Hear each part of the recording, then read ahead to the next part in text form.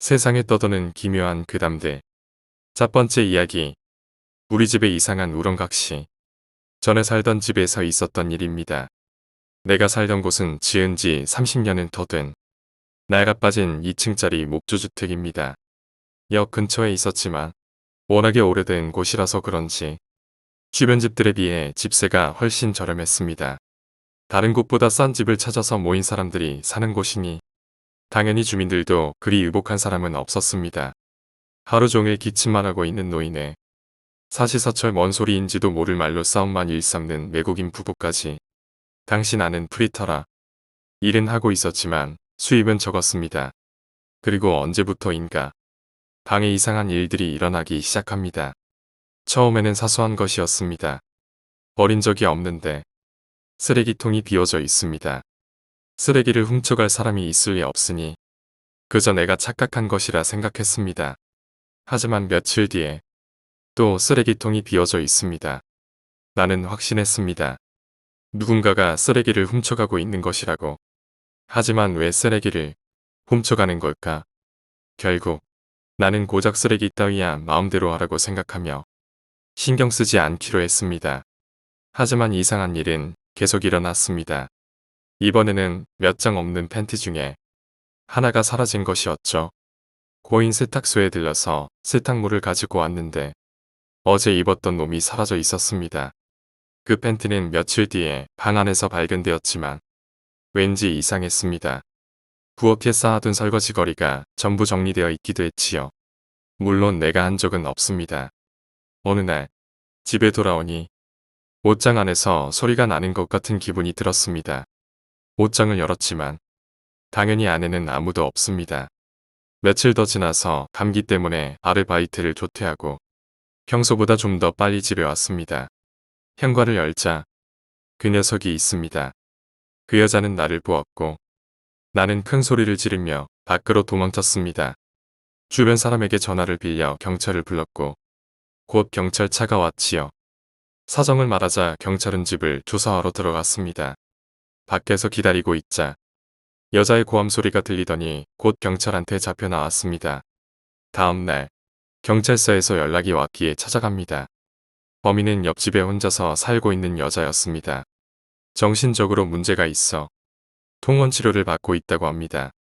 낡은 아파트라 벽장 천장은 쉽게 떼어낼 수 있어 거기를 통해서 내 방으로 드나들고 있었던 듯 했습니다.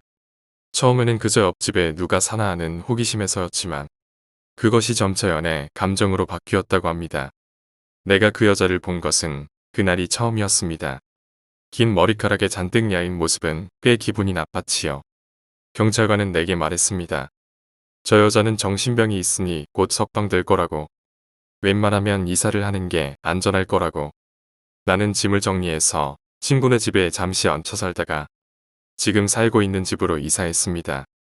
그 일이 있고 1년 정도 지나 서서히 잊어가고 있을 무렵 문득 나는 집 정리를 하다가 앨범을 펼쳐보게 되었습니다. 내 사진의 옆에는 그 여자가 자신의 사진을 전부 풀로 붙여 놓았습니다. 두 번째 이야기. 정신이 이상한 후배의 행동. 학창시절에 내가 가입했던 동아리 후배가 가지고 있던 생각이 지금 와서 돌아보니 묘하게 무섭습니다.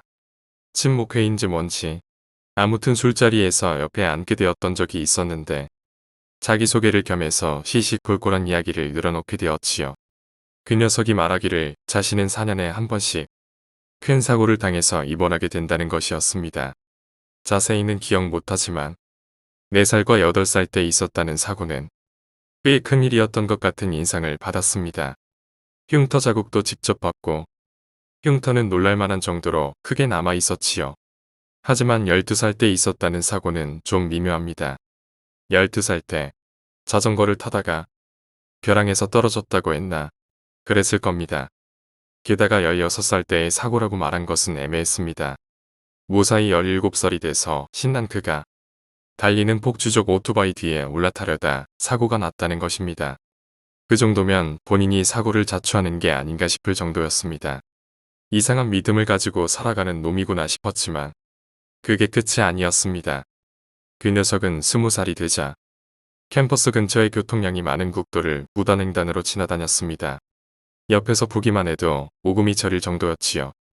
횡단보도 따위 없는 대로 한복판을 차가 지나다니는데도 아무 신경 쓰지 않고 마구 달려가는 것입니다. 당연히 운전자가 놀라 급정거하고 온갖 욕설과 클락션 소리가 날아옵니다. 아무리 봐도 제정신은 아닌 것 같은 후배의 모습에 나는 도대체 왜 그러는 거야? 하고 물었습니다. 그의 대답은 정상이 아니었습니다. 어차피 20살 때도 사고를 당할 거잖아요. 기왕이면 빨리 다치는 게 낫겠다 싶어서요. 이런 사고방식을 가지고 사는 사람이 많은 걸까? 나로서는 도저히 알 수가 없습니다. 하지만 눈앞에서 차를 향해 달려가는 그 모습을 본다면 누구라도 나처럼 겁에 질릴 것입니다. 세 번째 이야기. 계곡에서 사람이 떨어지고 있다. 10년 전의 이야기입니다. 친구가 권해서 같이 산속의 계곡에 낚시를 하러 갔습니다. 나는 낚시는 서투른 편이지만 친구는 낚시의 베테랑이었습니다. 친구의 안내를 따라 계곡을 거슬러 올라갔지요. 아름다운 강 풍경에 신이 나서 상류로 올라가자 10m 정도 높이의 폭포에 다다릅니다. 폭포 또한 무척 아름다워서 나도 친구도 낚시는 까맣게 잊고서는 한동안 그 폭포를 쳐다봤습니다. 한동안 멍하니 폭포를 보고 있는데 폭포 위에서 물과 함께 벌거벗은 사람이 떨어지기 시작합니다. 그 사람은 떨어지는 도중 바위에 부딪혀 둔탁한 소리를 내며 아래로 떨어졌지요. 바위에 부딪힐 때마다 그 사람의 손발은 이상한 방향으로 뒤틀렸습니다. 당연한 것인지도 모르지만 아래로 떨어지고 나서도 아무 미동이 없었습니다. 이미 죽은 시체가 떨어진 것일까? 아니면 떨어지다가 부딪혀 죽은 것일까? 어찌되었든 기괴한 광경에 나와 친구는 무엇을 어찌해야 할지를 사고가 정지해버립니다. 일단 상태를 확인하려 그 사람에게 다가가려던 와중이었죠. 친구가 또 온다 라고 소리쳤습니다. 위를 올려다보니 또 벌거벗은 사람이 폭포에서 떨어지고 있습니다. 황당해하고 있는 사이에 잇따라 벌거벗은 사람들이 떨어져 내리기 시작합니다. 뭐라고 말해야 할까? 마치 올챙이 국수 반죽이 떨어지듯 벌거벗은 사람들이 하나둘 흘러와서 떨어졌습니다. 떨어진 사람들은 모두 20대 내지는 30대로 보였습니다. 남자도 있고 여자도 있었지요. 사람들은 망가진 인형처럼 바위 위로 내던져지면서 떨어져 폭포 아래에 하나둘씩 쌓여갔습니다. 빨리 경찰에 신고해야겠다 싶어서 나는 친구와 계곡을 벗어나 차를 타고 수십 분 거슬러 갔고 겨우 전화가 연결되는 곳을 찾아서 신고했습니다. 사람이 10명도 넘게 죽어 있어요. 인원도 많고 장소도 구급차가 진입하기 힘들었던 탓에 헬기가 출동했습니다. 한동안 기다리자 경찰차도 도착했기에 경찰관에게 사정을 설명했습니다.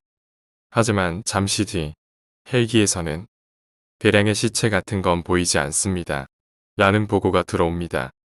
그럴 리가 없다며 친구와 함께 걸어서 계곡을 올라갔지만 시체는커녕 폭포도 발견할 수 없었습니다. 그 후부터 나와 친구는 종종 그때처럼 수많은 사람이 죽어있는 환상을 보게 되었습니다. 둘이 함께 있을 때는 같이 보는 일도 있지만 각각 따로 볼 때도 있었지요. 수많은 시체가 농가의 비닐하우스 안에 꽉 들어차 있다거나 해안에 잔뜩 밀려 들어온다거나 도착한 엘리베이터 안에 겹겹이 쌓여 있다거나 온갖 형태로 나타나는 것입니다. 폭포에서 얻은 경험으로 경찰에 신고하거나 하지는 않지만 잊을만 하면 갑자기 환상을 보곤 해서 그럴 때마다 현기증이 느껴지곤 합니다. 네 번째 이야기, 돈을 갚지 않는 양아치. 친구에게 들은 이야기입니다. 친구 직장 동료 중에 N이라는 영업사원이 있었다고 합니다. N은 사귀던 여자를 속여서 돈을 갈취하고 그대로 연락을 끊어버렸지요. 얼마 지나지 않아서 N에게는 이상한 일들이 일어나기 시작했습니다.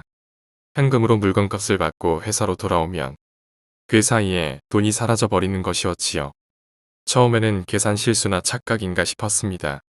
하지만 분명히 풀로 붙인 봉투 속이나 자물쇠로 잠궈놓은 금고, 그리고 결코 몸에서 떼놓지 않는 지갑 속의 돈마저 사라져 버렸습니다. N은 그때마다 부족한 금액을 자기 돈에서 충당했습니다. 하지만 그것도 한두 번이지 어느새 N이 감당할 수 있는 금액이 훨씬 넘어가고 있었습니다. 결국 월급을 값을 받아서 미수금을 메꾸는 일이 이어지다 보니 월급보다 미수금이 많아지는 지경에 이르렀지요. N의 빚은 쌓여만 갔습니다. 그러다 어느 날 대규모 현금 거래가 N에게 떨어지게 되었고 돈이 사라질까 봐서 두려웠던 N은 담당을 바꿔달라고 요청했습니다. 하지만 어째서인지 거래처에서 직접 N을 지명한 탓에 바꿀 수도 없는 노릇이었습니다. 수천만 원이 넘는 금액이었기에 N은 꾀를 냅니다. 후배를 같이 데리고 가서 돈은 후배가 운반하게 하는 것이었죠. 이렇게 하면 아무 문제 없을 것이라고 굳게 믿으며 무사히 거래는 끝났고 후배는 돈을 들고 출발합니다. N은 자신에게 책임이 전가되지 않게 후배와는 다른 차를 타고서 거래처에 온 터였습니다. 하지만 운명은 피할 수 없는 것인지 후배는 회사로 돌아오던 도중에 자전거와 접촉사고를 내고 말았습니다.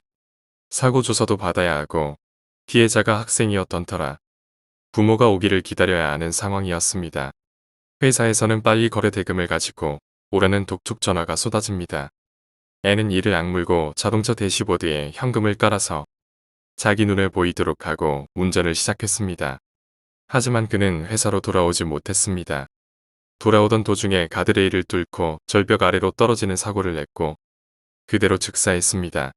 그리고 차 안에 현금은 한 푼도 없었습니다. 장례를 마친 후에 그의 책상을 정리하게 되었습니다. 그러자 맨 아래 서랍에서 엄청난 양의 현금이 나옵니다. 그런데 사고가 났을 때 차 안에 있었을 돈도 포함해서 나왔습니다.